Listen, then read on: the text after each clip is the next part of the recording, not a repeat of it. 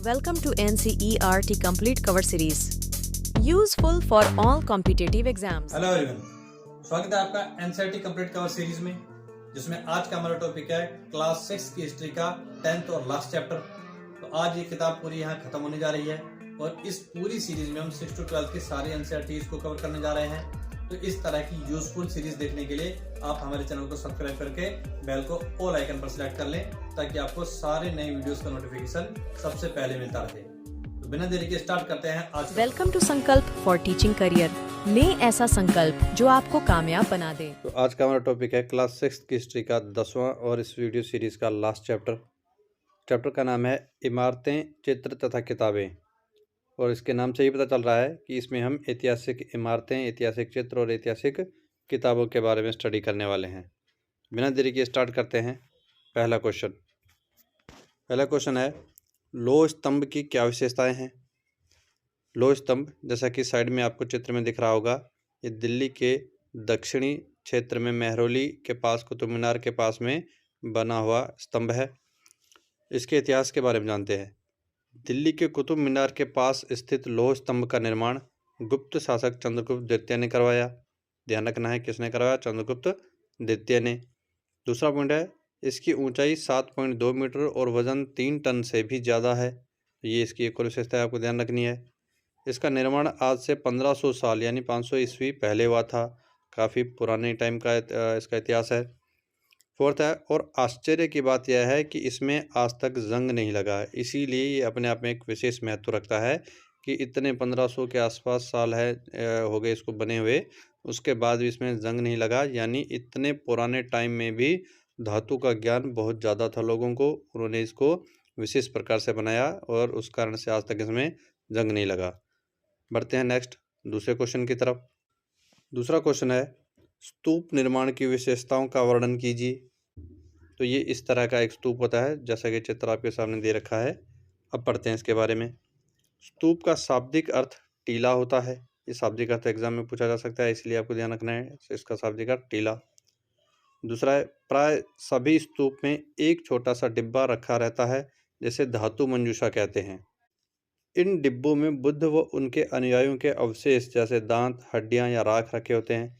इसीलिए इस डिब्बे को रखा जाता है, क्योंकि इसमें बौद्ध धर्म से जुड़ी हुई चीज़ें होती है। फोर्थ पॉइंट है इसका, स्तूपों के चारों ओर परिक्रमा करने के लिए एक वृत्ताकार पथ बना होता है, जिसे प्रदक्षिणा पथ कहते हैं। तो ये भी ध्यान रखना है आपको, प्रदक्षिणा पथ किसे कहते हैं? स्तूप के चारों ओर बना हुआ पथ। नेक्स्ट, पांचवा और लास्ट पॉइंट इसका देख लेते हैं। फिफ्थ है, इस पथ को रेलिंग से घेर दिया जाता था, जिसे वेदिका कहते हैं। वेदिका में प्रवेश द्वार होते थे। तो ये आपको ध्यान रखना है कि स्तूपों की इस तरह की विशेषताएं होती थी कि स्तूप के चारों ओर वेदिका होती थी, उसमें द्वार होते थे। तो ये विशेषताएं ही क्वेश्चन में आ सकती है, एग्जाम में फिर पूछा जा सकता है ये किस तरह की इमारत में थे। ऑप्शन में आपको स्तूप भी मिलेगा, मंदिर मिलेंगे, मस्जिद मिलेंगे, अलग अलग तरह के ऑप्शन मिलेंगे। तो आपको ध्यान रखना है ये सारी विशेषताएं स्तूपों की है। नेक्स्ट क्वेश्चन तीसरा, मंदिर निर्माण की विशेषताओं का वर्णन कीजिए। तो इतिहास में मंदिर निर्माण के बारे में हमें समझना है। पहला पॉइंट, मंदिरों में विष्णु, शिव, दुर्गा जैसे देवी देवताओं की पूजा होती थी। मतलब इस तरह के देवी देवताओं के लिए मंदिरों का निर्माण कराया जाता था। दूसरा पॉइंट है, मंदिरों का सबसे महत्वपूर्ण भाग गर्भगृह होता था। यहाँ मुख्य देवी देवता की मूर्ति रखी जाती थी। मतलब मंदिरों में मेन हिस्सा जहाँ पर देवी देवता की मूर्ति को रखा जाता था, उसी को गर्भगृह कहा गया। इसी गर्भगृह में पुरोहित व भक्त पूजा करते थे। फिर इसी गर्भगृह में पूजा अर्चना उपासना का कार्य किया जाता था। मंदिरों पर मंडप नाम का एक सभागार होता था, यहाँ लोग इकट्ठा होते थे। इसके अलावा एक होल टाइप आकृति की इमारत होती थी, जिसे मंडप कहा गया, और ये एक तरह का सभागार होता था जहाँ सारे लोग इकट्ठा होते थे। पांचवा है, महाबलीपुरम व ऐहोल शहरों में पत्थरों से बने कुछ उत्कृष्ट मंदिर है। तो ये उसी टाइम के मंदिरों की आकृतियां हैं और चित्र हैं। बढ़ते हैं नेक्स्ट क्वेश्चन की तरफ। नेक्स्ट फोर्थ क्वेश्चन है, एकाश्म मंदिर किसे कहते हैं?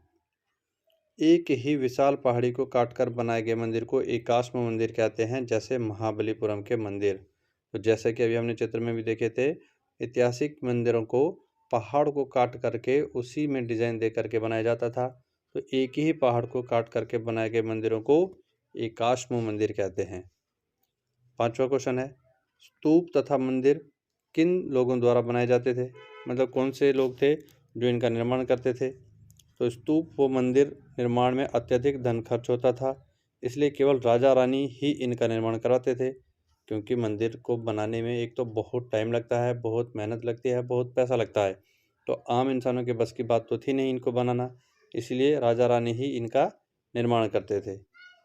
मंदिरों की सजावट में पैसा देने वाले व्यापारी, कृषक, लोहार व सोनार के नाम मंदिर में उनके खंभों व दीवारों पर लिखे जाते थे। मतलब इसके अलावा ये जो लोग हैं, ये कुछ अपना योगदान देते थे, जिसके पास जितनी क्षमता हो उतना ही योगदान देते थे। तो उस योगदान के बदले में मंदिर के खंभों दीवारों पर इनका भी नाम लिखा जाता था।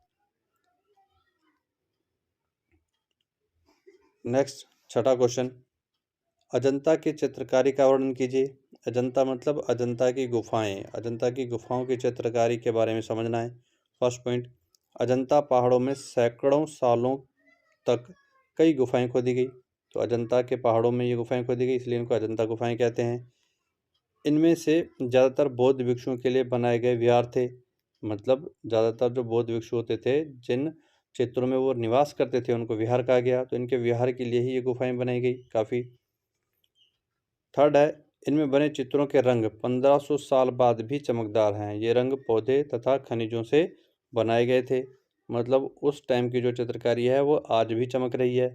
तो इससे हमें ये पता चलता है कि 1500 साल पहले के लोगों को पौधे और खनिजों से रंग बनाने की काफ़ी अच्छी नॉलेज थी, जिसकी चमक आज भी नहीं उतरी है।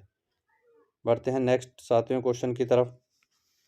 7वां है, इलांगो कवि के महाकाव्य शिल्पाधिकारम के बारे में आप क्या जानते हैं? तो ये क्वेश्चन ऐसे भी आ सकता है कि इलांगो की रचना का नाम क्या है, या फिर ऐसे भी आ सकता है कि शिल्पाधिकारम जो रचना है वो किस कवि की है। तो नाम ध्यान रखना है, इलांगो। इसके आंसर में फर्स्ट पॉइंट है, 1800 साल पहले इलांगो नामक कवि ने एक प्रसिद्ध तमिल महाकाव्य शिल्पाधिकारम की रचना की। दूसरा पॉइंट है, इसमें कोवलन नामक एक व्यापारी की कहानी है, जो अपनी पत्नी कन्नगी को छोड़कर अपनी प्रेमिका माधवी नर्तकी के साथ मदुरै शहर में भाग गया। थोड़ी सी कहानी को आपको अच्छे से ध्यान में रखना है, क्योंकि नॉर्मल कहानी का कोई अंश दे करके भी वो नाम पूछ सकते हैं कि किस रचना से दी गई है ये। तो सिंपल सी कहानी है, एक आदमी था कोवलन, जो अपनी पत्नी कन्नगी को छोड़ करके एक नर्तकी माधवी के साथ मदुरै शहर में भाग गया। वहाँ पांड्य राजा के एक दरबारी जौहरी ने कोवलन पर चोरी का झूठा आरोप लगाया और राजा ने उसे प्राणदंड दे दिया। तो गलत काम का गलत नतीजा, जैसे ही वो अगले शहर में गया तो वहाँ चोरी का झूठे आरोप में उसको प्राणदंड दे दिया गया। फोर्थ है, कोवलन की पत्नी कन्नगी इस अन्याय के कारण रोष से भर गई।